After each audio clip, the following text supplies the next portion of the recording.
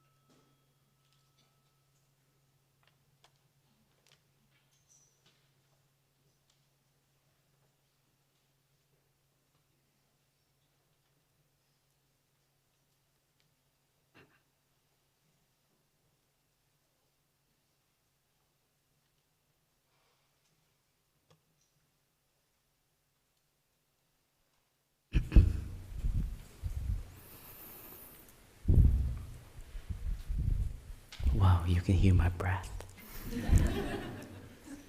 Xuống một chút xem ơi.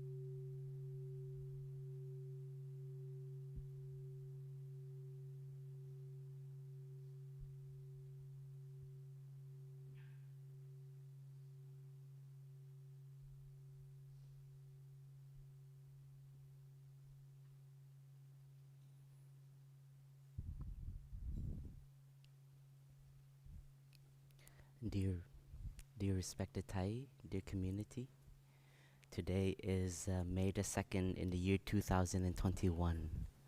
Can you hear me? Okay. Today is a very happy day for a lot of our friends joining us online.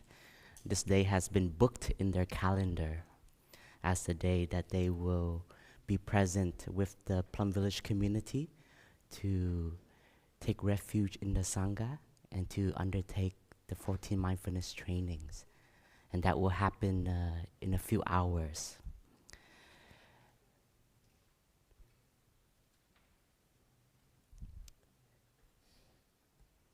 To take in the 14 Mindfulness Trainings is to become an order of the interbeing.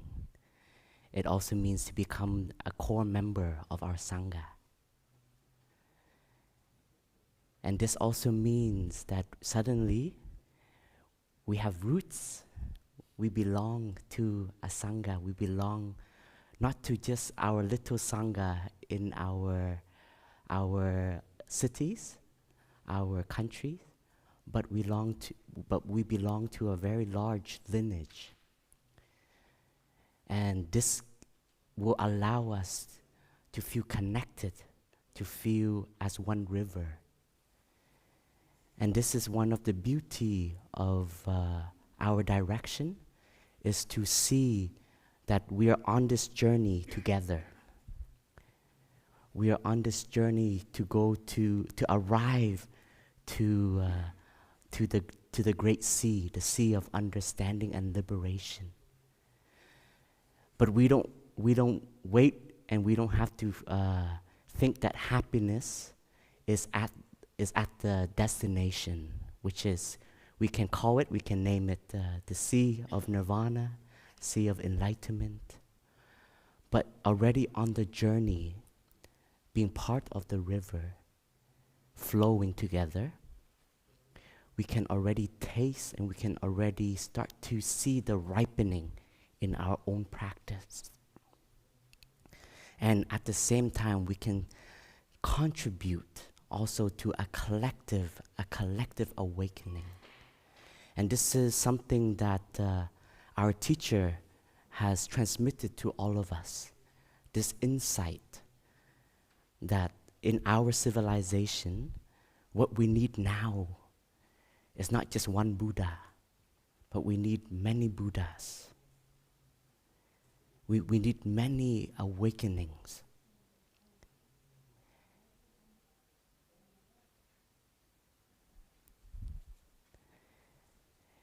And with many awakening, we can touch and we can have the ripple effect much larger.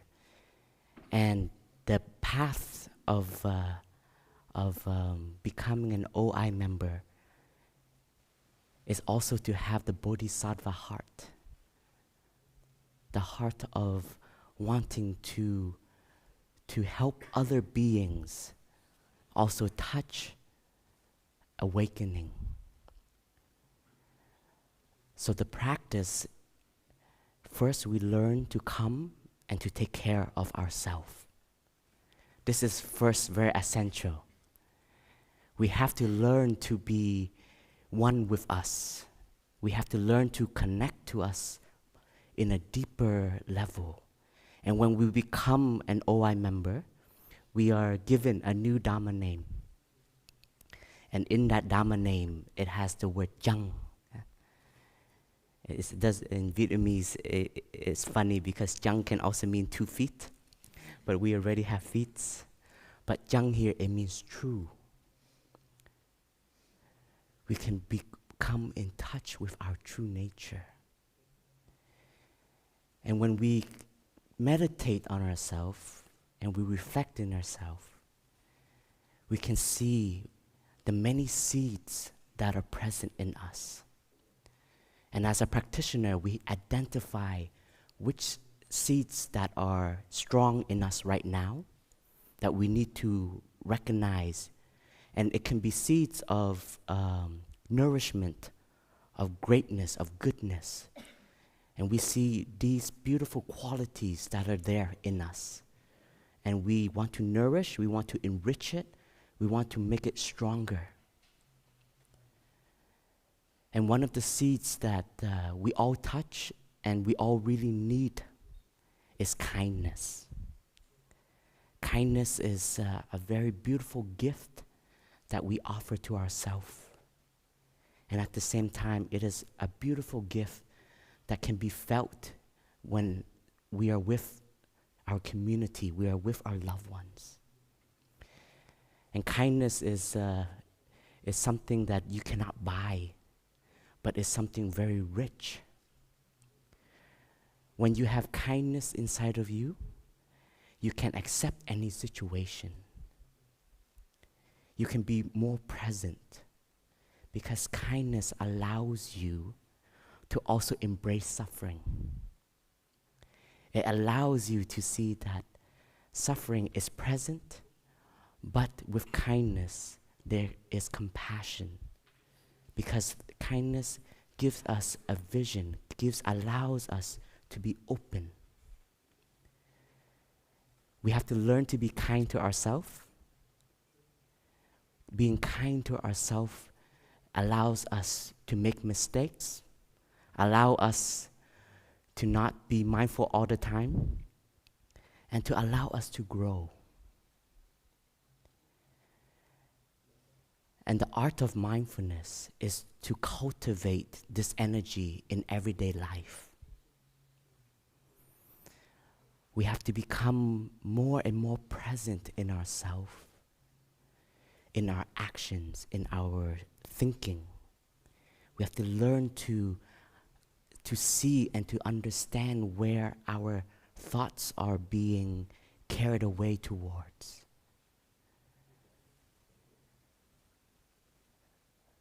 We have to learn to change the peg, right? At the same time, we have to learn to be a practitioner sitting on the river bank and seeing what kind of thoughts that we are allowing to manifest on a daily basis. Because all of that contributes to our well-being and to the well-being of our community, our family, our society. And the more that we can have the capacity to look at our mind, the more we have the chance to cultivate the seeds of goodness, kindness, and allow our mind to generate good thoughts, thoughts of understanding, thoughts of love. So therefore, kindness is a seed that not just those of us who receive the trainings we have, but any practitioner who come in touch with the path of the Buddha, the path of awakening, we allow that seed to be present more in our daily life. When we are kind, our capacity to love will grow. That is for sure. And kindness is also one of the elements of true love. Every time we go to New Hamlet, we come to the hamlet of loving kindness. And we get in touch with that seed in us. And the more we practice, we have to see if we are becoming more kinder. More kinder. That's a word, right? Kinder? Is it? Yeah, okay. Sometimes my Plum Village English, I don't know if it's still proper English or not. And I think this seed has become a very essential practice for me. Because when I received ordination, I was given the name Pháp Hữu. It means Dharma friend. And all of us in the community, becoming a member of the community, we have to become a friend of our community. And at first, I was very naive, as I think I'm quite open, and I'm quite kind, so everyone will like me. And the same, because I am quite kind, I will like everyone. And that was my hope, my intention. And when I received the name, our teacher, Tai, he said, student, Gong, he calls us student, son, daughter, said, Gong, with your name, you have to learn to become a friend to everyone. Because friendship is one of the gratitudes that we homage, that we pay respect to. Because on the path, you can walk alone, but it's much more difficult and it's much more lonely. And it's very easy to give up when you are alone. So on the path, you need good friends. You need to have friends that can listen to you, support you, and tell you what is wrong when you think is right. And friendship, true friendship, goes a very long way. They accept you for who you are, and they support you in any condition. But at the same time, we have to also see that we are also somebody's friend, so that we can also be that stability, we can also be that refuge for that friend that we have in our life. This is a practice that I am still holding today, and I am still honoring today. And I know that with true friendship, it also helps me develop my capacity of understanding more deeper. Because when I start to be a true friend, I start to really connect to also his or her suffering. And his or her suffering suddenly influence me a lot. And if I am not a true friend, I want to push him or her away when he or she suffer. Because it's our discriminative mind. We like to be with those who are fresh, beautiful, solid. We are drawn towards beauty. And something unpleasant is easier to push aside. And we wait for them to transform, and then we come. I've done that. I've done that in my life in the community, and I've allowed myself to recognize and to see, at those moments, I behave and I act that way. It's maybe also because I am not yet stable. I'm not yet open enough to embrace that suffering and to understand the suffering of one of my friends.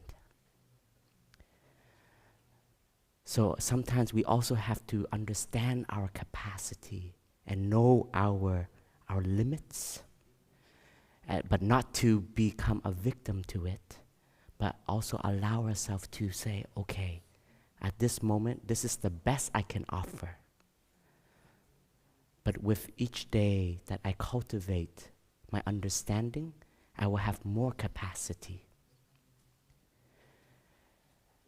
And suddenly, one day, when on the journey of practice, becoming a member of the Sangha, you also become an elder brother and elder sister in the Dharma. Because we come before the ones who have had the conditions to be here, so suddenly they sometimes look up to us. They look up to us to be encouraged in their practice.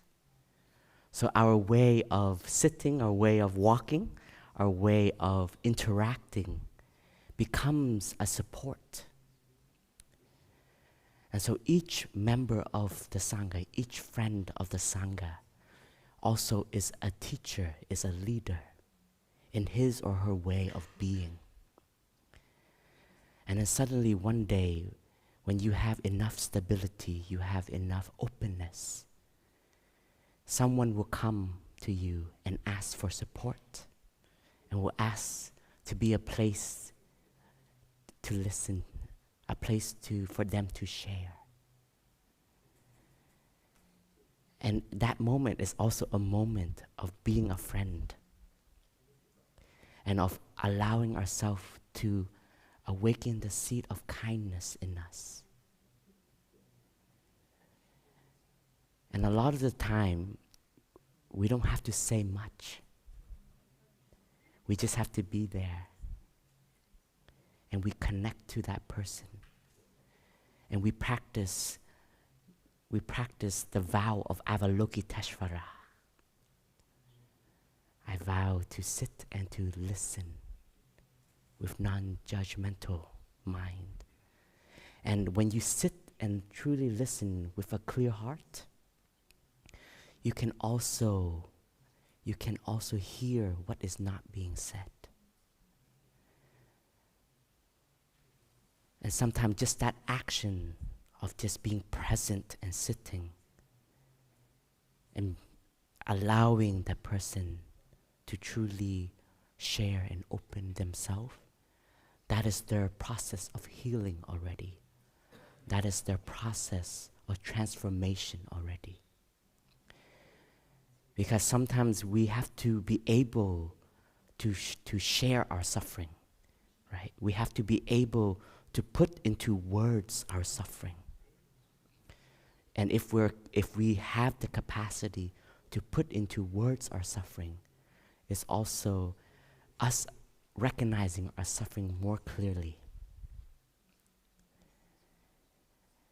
Because part of our practice is also to recognize our suffering, to call it by its true name. And sometimes, as a good friend, by listening, we can see he or she maybe is not yet clear with his or her suffering. And we may ask a question to truly let that person identify what is that suffering. And that moment, that question may be very simple, but it may truly allow that person to really see and to really identify and put his or her finger on what he or she is taking care of. And sometimes we need that. We need someone to point us in the right direction so that we can clearly see that's what it is.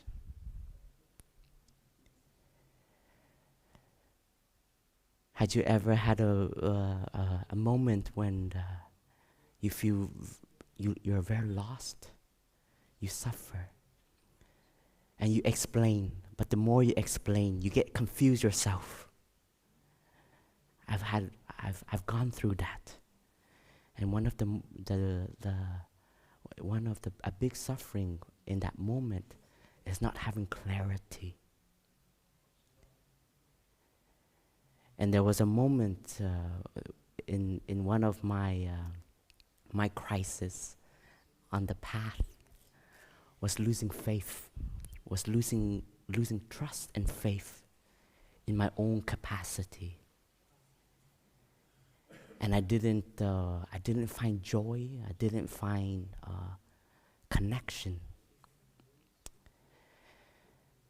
And everything that I did, I suffer. And there was a moment, it became very clear to me, I was suffering. And because I've practiced for a long time, I was a Dharma teacher already. I didn't allow myself to say I suffer.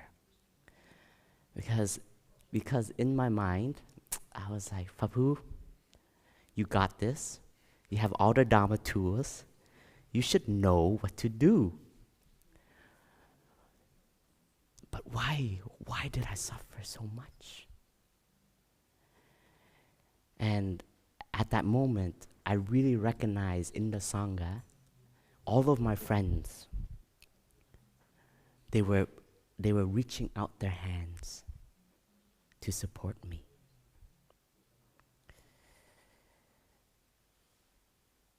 But I wasn't present to receive it. because I still wasn't clear what it was that I was taking care of.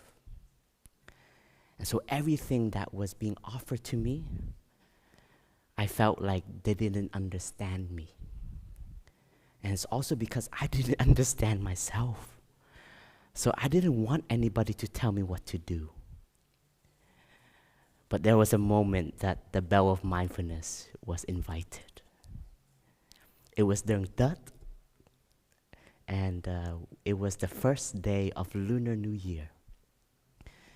And as we know, Lunar New Year is a very joyful environment. It's a time of connection. It's a time of coming together and offering our presence and sharing our gratitude, watering the flowers of each other, recognizing each other's beauty, their flowers in the Sangha. It's very humbling. For me, that is always a very humbling celebration because it allows me to see the many colors of our community. And with all of the jokes, all of the, what's the joke in English? Well wishes that is poured to us. If at that moment you don't practice, in Vietnamese they say your nose become bigger, or we can say our ego becomes enlarged. But for me, instead of I feel my ego becoming bigger, actually I feel very humbled at that moment.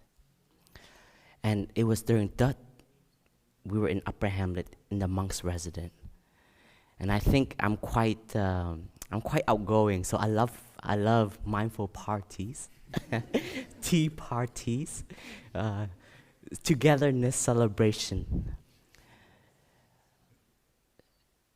But I couldn't go into any room at that moment. I walked. Our monks' residence is like it's like a square, and the monks live in the four walls, and we all rotate to visit each other's room. And at that moment, I walked, and I saw each room was so happy. But I wasn't happy, so I didn't feel like I belonged. I didn't feel like I belonged, and I didn't feel like I could blend in. I could harmonize myself to the group. And I felt almost there was a seed inside that was coming really strong. It was a seed of me feeling a little bit outcast. And there was a big bell of mindfulness for me, because it was my first time living in the Sangha that I felt not part of this boat. I didn't feel connected. And that bell was invited in my heart. And I said, Brother Pháp Hữu, you are suffering. Go take care of it. And I went and I did. I sat down. I went to Dharma breeze. Dharma breeze. I sat down and I reflected and I looked at my conditions and I looked at what it was that I wasn't able to connect to my brothers and sisters.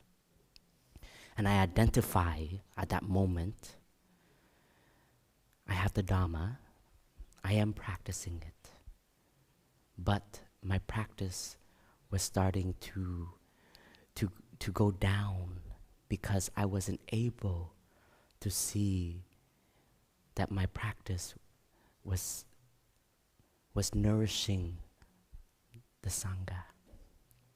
At that time, I was being very selfish, and I was just wanting personal goals, personal achievement. And I started to see I am good and he or she in the community is not good. My judgmental mind was very active. And so my practice started to become more, instead of opening, but became a tool of judgment. And that made me very bitter without even knowing. And at that moment, I also started to realize that my stream of love, of kindness, of connecting became very shallow, very thin. And that's why I couldn't receive love. I couldn't open myself to receive love. And so I remember I have friends in the Sangha. And I have to seek their advice. I have to come and share to them. And now I can share to all of you. I can share to very openly. But at that moment, it was really difficult because it's allowing someone to see a side that is weak, a side that is struggling. And I came to one of my brothers who I can confide into, and I can sit comfortably with. And I shared. And he listened very openly. And I felt heard. And then the brother said, "Can I share?" My first reaction is, no, it's okay. Because I was afraid. But I said, "Yes, brother, please. That's why I'm here." I had no idea what was coming. And the first thing he said to me, "Brother Pháp Hữu, you've lost faith. You've lost faith in yourself, and you've lost faith in the practice and in the Sangha."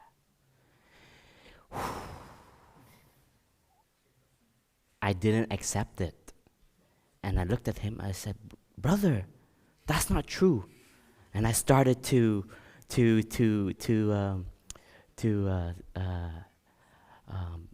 have defense. I said, "Yeah, but I do this, I do that." And he said, "Pháp Hữu, it's the moment to be shh." And I looked down. And he said, "Brother, just listen, just listen."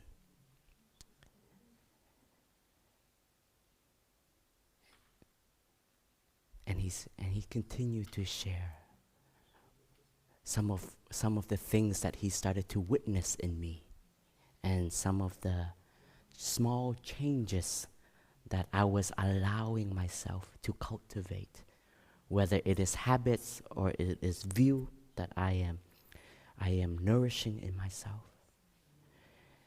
And then at the end he said, "Now do you see why you suffer?" And that's all I needed. And do you see why you suffer? And for me, it is because I have closed my doors, my openness to the Sangha. It's because I thought I knew everything. And that's why I didn't want to receive the love from the Sangha. And at that moment, my heart opened again. So that moment of friendship, I can say it saved me. It saved my practice, and it saved my roots in the Sangha. Because a true friend can see that and can truly share openly. And it's because of the years that we've spent together that I do have a relationship with him, that I was also able to listen, and I was able to open myself and allow myself to listen. And even though those moments I really wanted to react, and I wanted to say why he was wrong and why my thoughts are right, but I knew To be a friend is also to receive the love from him. And sometimes that love can be bitter. And in Chinese medicine, they say, bitter is good for your liver. It's good for filtering. It allows the liver to filter internally. And so sometimes we need some bitter medicine to filter our thoughts, to filter our actions, and to filter how we are. Allow ourselves to truly see.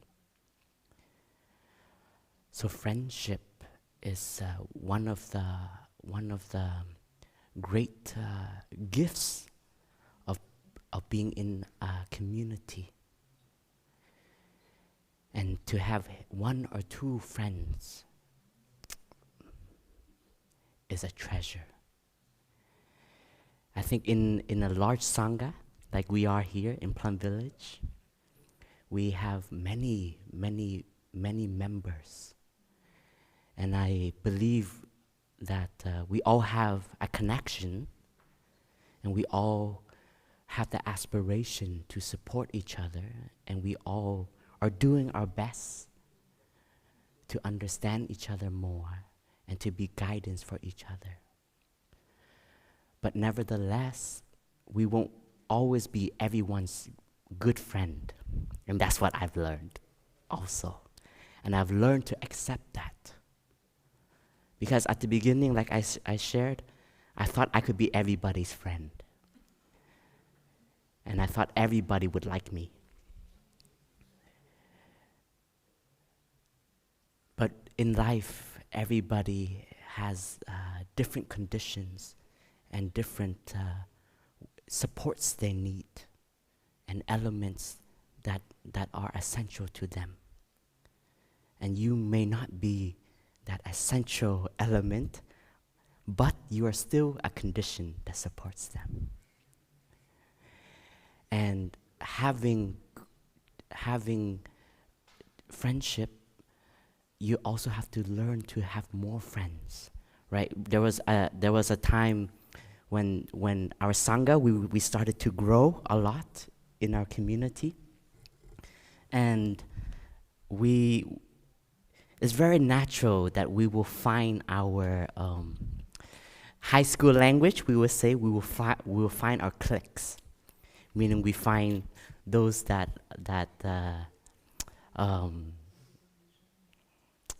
we like the same music, we like the same activities, etc.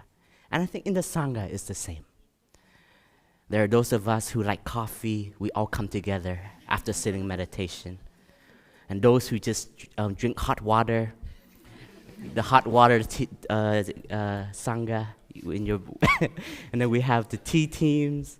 We all have our own cliques in the Sangha. And it's okay. But we have to allow our circle to continue to open. And we have to also explore other circles. When I first came, I didn't know how to drink coffee. And French coffee was very strong. We don't use sugar, we don't use milk, especially the espressos. And there was one room after sitting meditation, it was the Upper Hamlet Cafe. And all of the quote unquote at that time, cool brothers would gather there. Cool to me, huh? So I was like, I need to get in there. I want to join. And it's not a rule. There's no rules. But of course, if you want to be there, everybody's drinking coffee. You can't just say, give me a cup of hot water. But now you can. But back then, I felt, give me a cup. Thai, can I have a cup of coffee also? One sip. My heart. And you know, of course, it wasn't tasty. It wasn't, I didn't enjoy it. But I enjoy the environment. I enjoy the brothers that were there. And I can sit and I can see, so this is what the coffee team, this is what they talk about in the early mornings. And I start to see and I start to understand them more. So you also have to be open. Allow yourself to explore the different elements in our community. And you will discover so many stories, so many experience. And I became a member of the Sangha when I was 13 years old. So I don't have that much life experience. But by living in the Sangha, your story of a breakup becomes my story. So I learned, that's what love is. That's what attachment is. When you love someone, wow, that's how you feel. And I used to love those stories. I said, brother, so how was it like? and we grow, and I start to grow in the Sangha. And I see, I don't need to experience all the suffering. And that is very important. Of course, we learn from our own experience, and we learn from suffering. But Thai always tells us, there's enough suffering in the world, my child. You don't have to create more. And there's some suffering, yes, you need to experience. You need to taste it in order to then experience what well-being is. But there's some suffering, you can hear it, and you can say, that is suffering. And you learn from that, and you say, okay, I don't need to go down that path. Because that path is very clear, it leads to suffering. And in the Sangha, I've also learned a lot of that. And if we have bright eyes, open mind, we can also avoid a lot of suffering by listening. And that is why I also don't feel empty, and I don't feel like I have not lived a life of the world.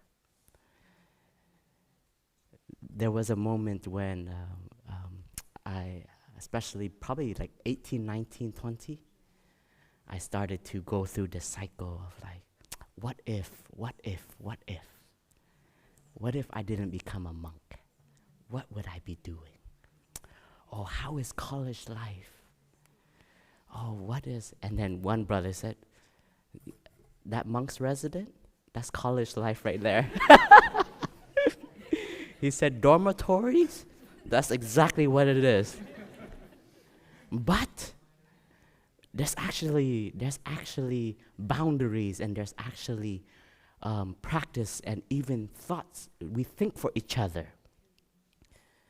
And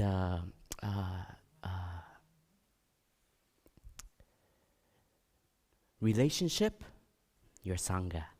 Brothers, sisters, lay friends, all of those are all relationship. They're all friendship. They all contain elements of love in it. It all contains element of support, element of fun, of joy, and also another element that we get to taste together is working together and receiving the fruit of the service. That's also like school projects. But what is great here is we don't grade each other with A+ and things like that. And so we see that our own growth and the growth of someone else is also our growth. And so that is also an element of being part of a community. And when we become an OI member, and for all of our friends who are already OI member, we know that when we wear the jacket, we represent the three jewels, the Buddha, the Dharma, and the Sangha. And so when we wear that jacket, we should honor it. So therefore we should behave, we should act in a way that is true to what the jacket represents. As a monastic, Thai encourage us every morning, we touch our head, right? Because we need to remember that we are monks and nuns. And as a monk and a nun, there's a way we conduct ourselves so that we continue to allow our path to grow. And I wonder what it is for lay friends, so that you can be reminded that you are on the path of a Bodhisattva, a path of awakening. And I think the jacket can be a support. And I think that whenever we do sitting meditation or walking meditation, formal practice, it can be like wearing the Sangha, putting the Sangha on. And it allows us to remember we're part of a lineage, we're part of a large Sangha. You are Thai's continuation when you take the 14 Mindfulness Trainings. And therefore, we want to also honor that teacher inside of us. And the jacket, it also represents humility. What Suko Jangduk shared yesterday in yesterday's Dharma talk, if you had the chance to listen. The jacket is to remind us of our practice. And the color brown is also the color of humility. Because we wear brown, because we also from, our roots comes from Vietnam. And during that time, a lot of the farmers and labor workers, the color they would wear is brown. And so when the monastic chose a color for their robes, they wanted also a color that represents humility, simplicity. And so when we adorn ourselves with the brown robe, the brown jacket, that is in the form to remind us. But what we have to continue to adorn ourselves in is kindness, compassion, mindfulness. Because that essence is what we will collectively contribute to the awakening of our society. A brown jacket without those elements is just another brown jacket. It's nothing special. I'm sorry. But if we have the practice, then that brown jacket will also represent that path. And that is also for us monastic. Wearing the robe is to help us remember the path we have taken. Shaving our head is to learn to shave our affliction each day. To use the sword of Manjushri, the sword of understanding, to allow ourselves to be more free. And if we embody these elements, then our robe, our bald head, becomes a contribution. And spirituality is something that is needed, because everybody needs to have a place of refuge, a place of coming back to rest, to be still. We know that one of the gifts that people experience when they come to a retreat, a practice center, is the environment of stillness. And in stillness, we allow the dust of the world to settle. But stillness doesn't belong in a monastery. Stillness is also stillness in the heart, stillness in the mind. And if we can cultivate our meditation practice so that we can be still, and our capacity to be still is stronger, then we will be able to see more clearly, and we will be able to know what to do to take care of ourselves and to take care of those around us. So let us connect to our stillness with the sound of the bell.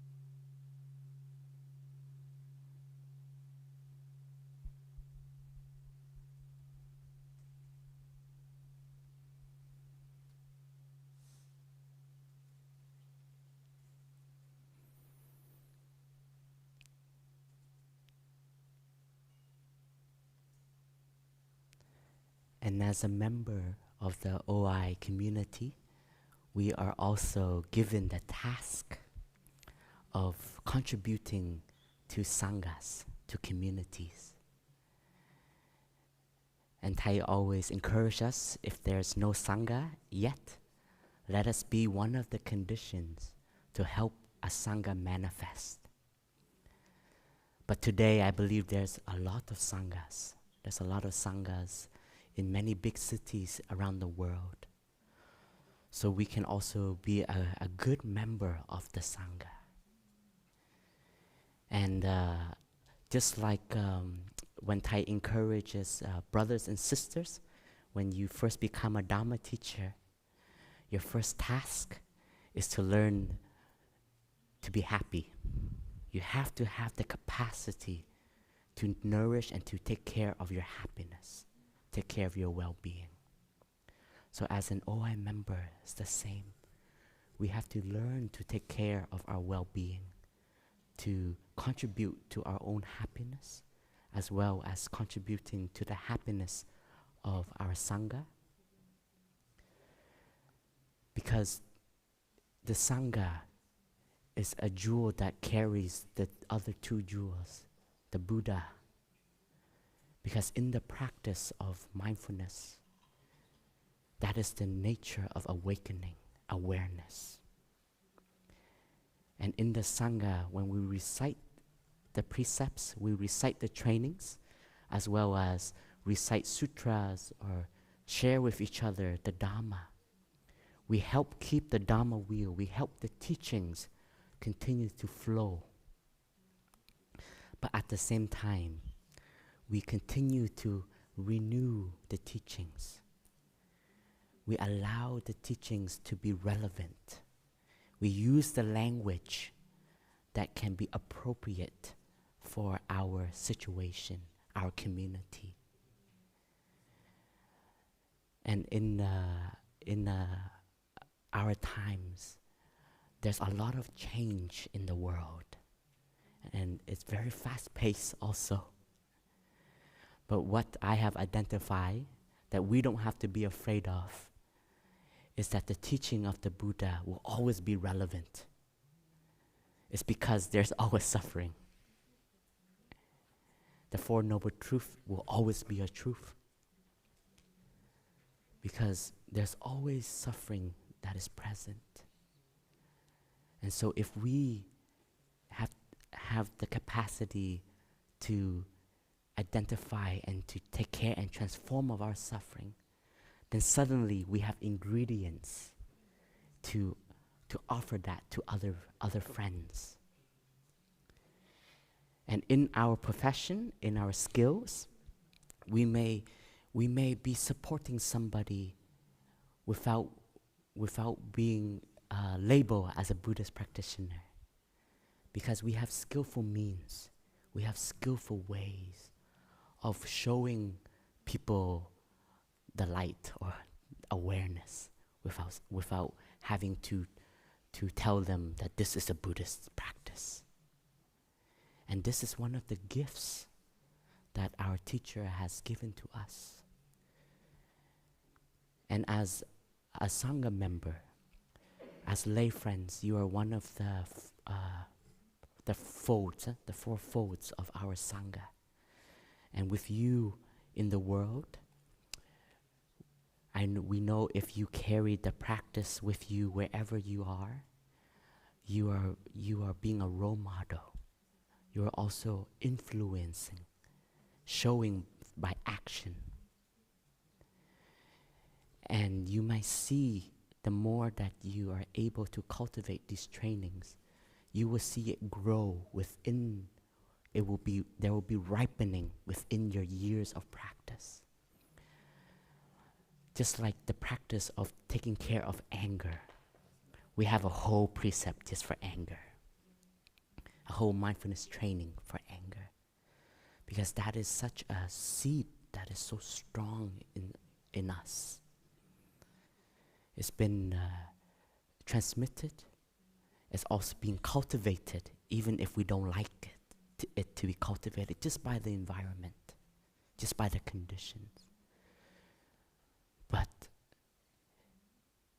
when there is a maturity in our practice, when you see that you are angry and you choose not to behave with anger, you are practicing the mindfulness training. Have any of us in the Sangha, have we been able to do that? When we are angry and we stop and we take care of that seed of anger in us. That is a mindfulness training. That is the practice. And we have to learn to stay with it. We have to learn to embrace it. Saying, hello, my anger. I know you are there. I identify you. I know you are me. And I will take care of you. I will help you transform. And if you are able to recognize those moments in our daily life, we are putting the trainings into action. And the 7th mindfulness training is growing our capacity of being in the present moment. Knowing that life is in the present moment. That there is beauty, there is hope, there is faith, there is joy. And we have to learn to take care of that present moment. It sounds beautiful, huh? It takes determination and it takes training to take care of our present moment. I remember when I was first a novice, I used to do martial arts, taekwondo when I was young. And I was quite good. I learned really quickly. And in learning the forms, you always try to be perfect. And so I applied that to this practice. And I said, tomorrow, I'm going to be perfect. I'm going to be so mindful that I'm going to be so proud of myself, and you're going to feel it. That was the 14-year-old mind. And I really believe that. I woke up The first thing I trained in the monastery was folding my blanket. That was the first thing I learned to do when I came to the Sangha. Before coming to the Sangha, I've never folded my blanket. Because it's my bed. I come back, I sleep in it. And nobody look at my bed, right? But in the Sangha, I start to live. At that time, we had 12 aspirants. So we were a group of 12. And we were being trained how to live together. And we had to learn to take care of our space. Oh, this was really new for a 13-year-old boy. So every morning, wake up, throw the the blanket. And then that became part of my training. And so that when I made that promise, I said, okay, blanket, mindful, 90-degree angles, yeah, perfect. And then, so in the monastery, for all of our friends listening, well, I think each room has a tradition. So some rooms, you see, they wake up, they all start to stretch. Some do yoga, etc. And then most room, I would say, the first thing you do is boil water to prepare tea. And so the next, make tea. I'm going to do that mindfully. Breathing in, I know I'm pouring water. And so, until there's a moment, boom, something happens. I get so angry. The brother is not waking up. We said we'd do this together. And I lose my mindfulness, and I go into a storm of perceptions. And boom, oh man, my perfect day is ruined.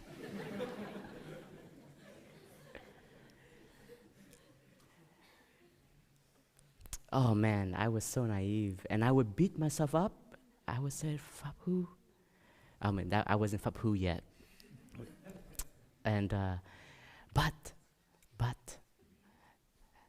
I started to allow myself and to see, okay, it's okay. Start again. And in a day, I would probably start again 100 times. But it's okay, because the more that we are developing our intention, we're sharpening our capacity to be more mindful. And some of us, we will continue to sharpen for the rest of our life. And we shouldn't be discouraged, because even the Buddha, even after becoming enlightened, he needed to continue to practice, to maintain his seed of awakening, his seed of openness. And just like all of us, we will need to continue to nourish our Dharma body. And when we receive the trainings, we will have the precept body, or the mindfulness training body. And we will have to continue to nourish that body. Very, very important. And there was a time I had the chance to be Thai's attendant, and one of the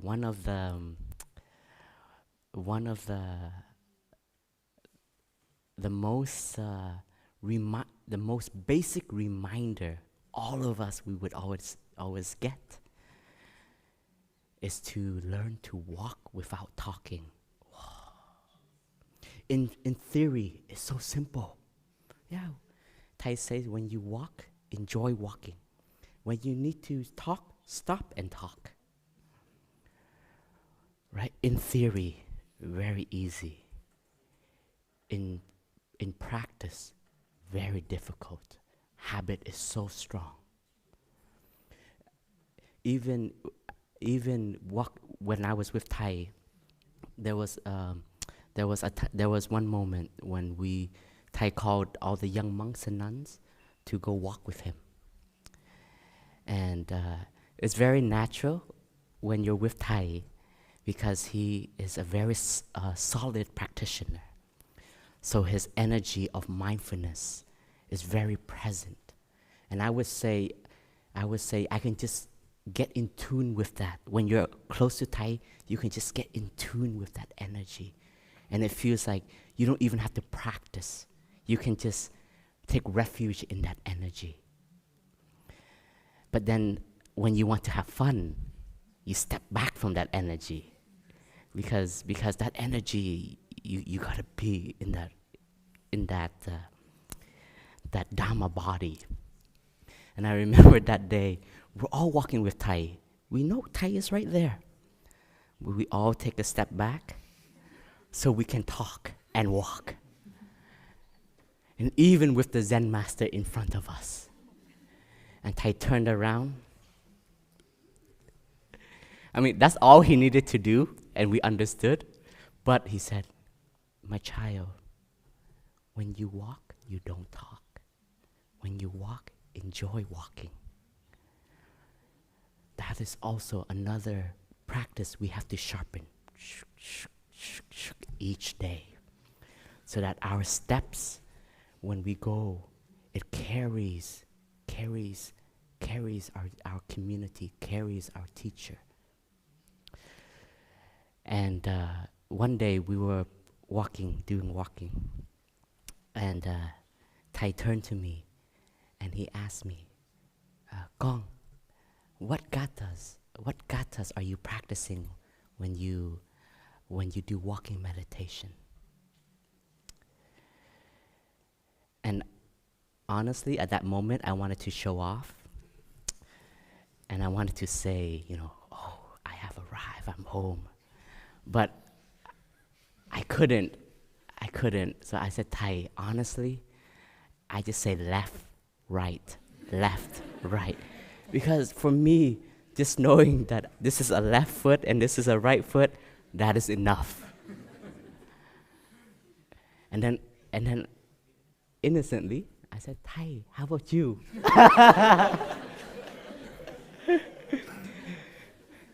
And in my mind, Thai Zen master, father of mindfulness, one of among the Buddhist leaders, I would expect Thai to say, "Gathas don't need, each step is peace already."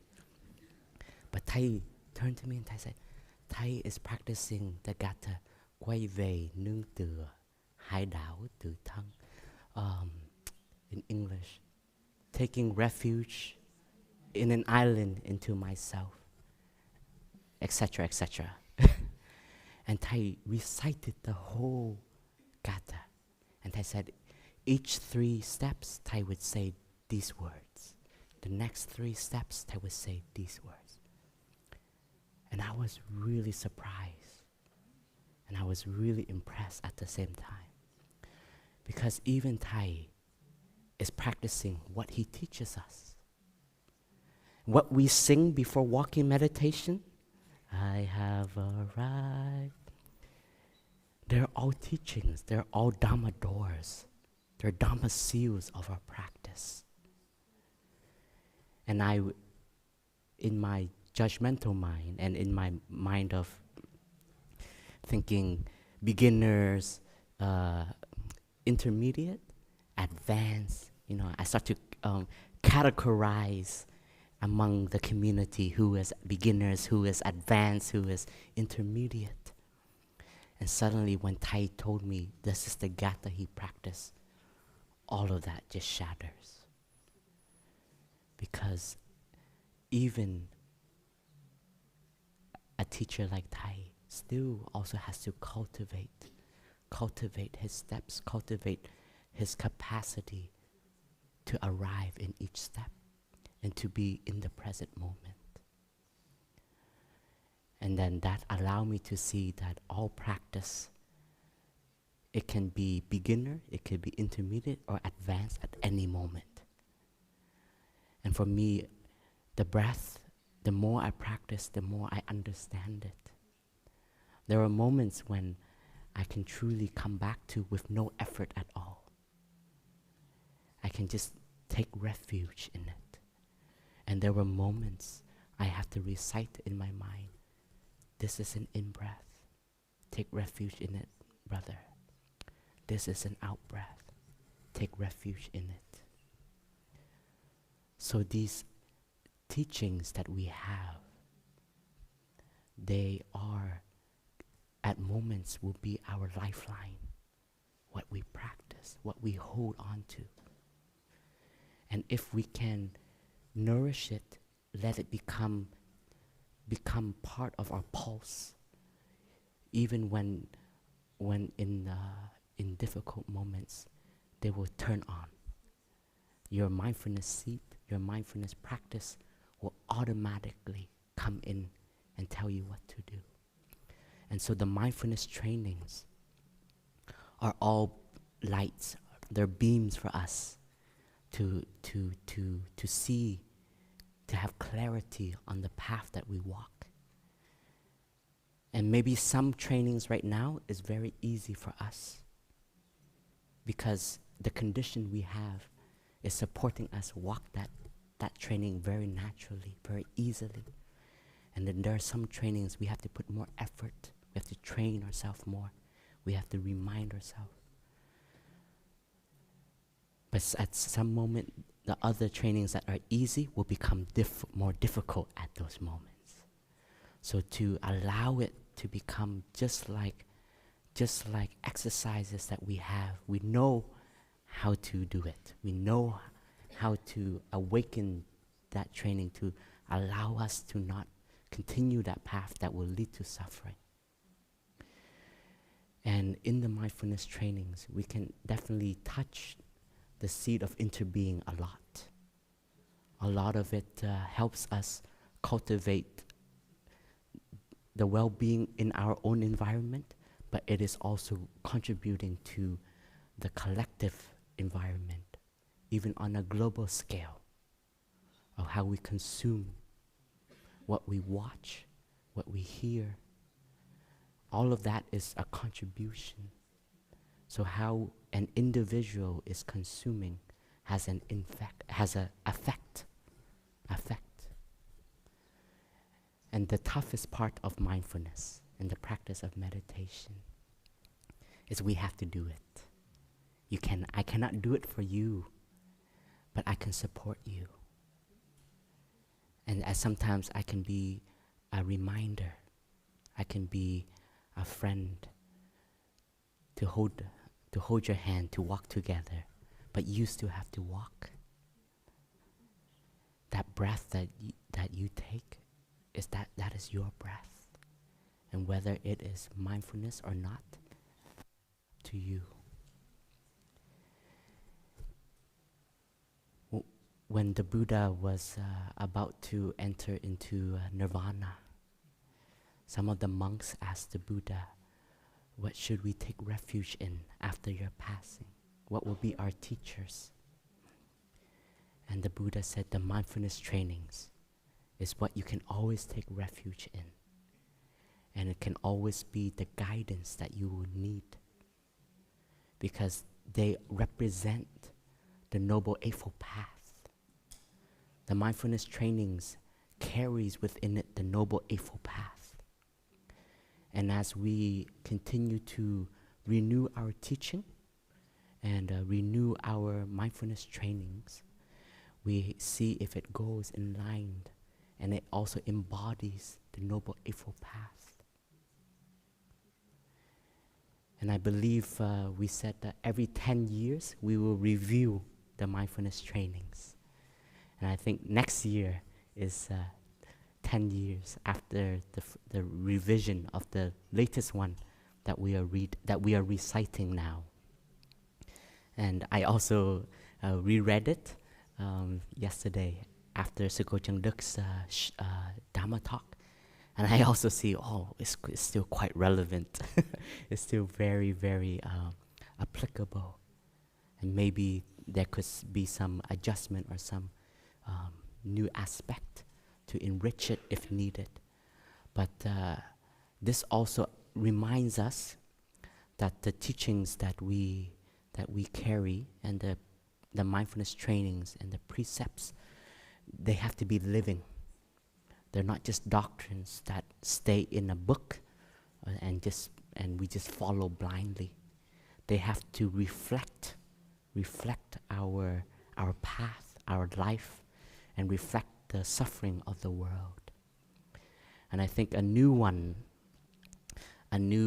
not only not stop, not talk and walk at the same time, but now if you are texting, please stop and text and then walk. I was reminded by a lay friend in Plum Village one time. I have a cell phone and I was walking.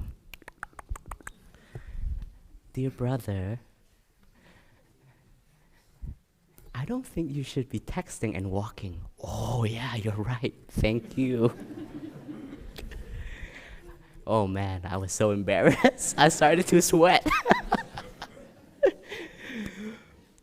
But this is you learn from your own mistakes. And this is shame, but it's a good shame. It's a shame that tells you, that is right. We shouldn't walk and text at the same time.